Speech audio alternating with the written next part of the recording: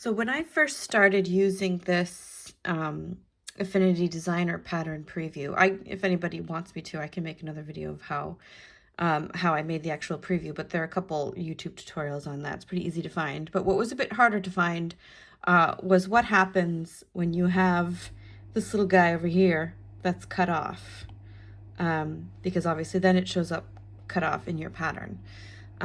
So what you actually have to do is you make sure that you have that layer highlighted. So I do. So this is to turn it on and off.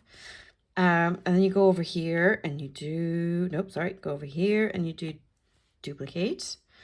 And then you go into your Transform Studio, which is right here. And because this is on your X axis, you're going to go here and you're going to do plus 4,000 because this is 4,000 by 4,000 pixels. So I want to move it over 4,000. So this will be plus 4,000. And then it goes boop, right over there. And so then I go back to my layers menu and I like to keep everything like that grouped together. So then you go up here to this little icon and just do group. So yeah, that was a handy little trick to find.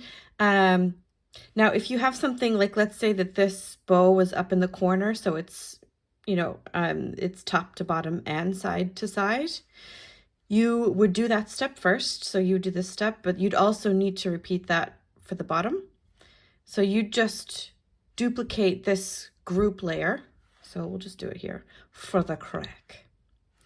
So you duplicate this group layer, you would go into your Transform Studio, and now you are on the Y axis, so up, down, and we want it to go down. So it's a bit counterintuitive. You'd think it should be minus, but in my brain, but it's actually plus. So you go here, you push there, and you do plus 4,000, and it'll bring it down here.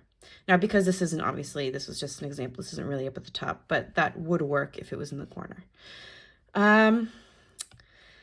So there you have it.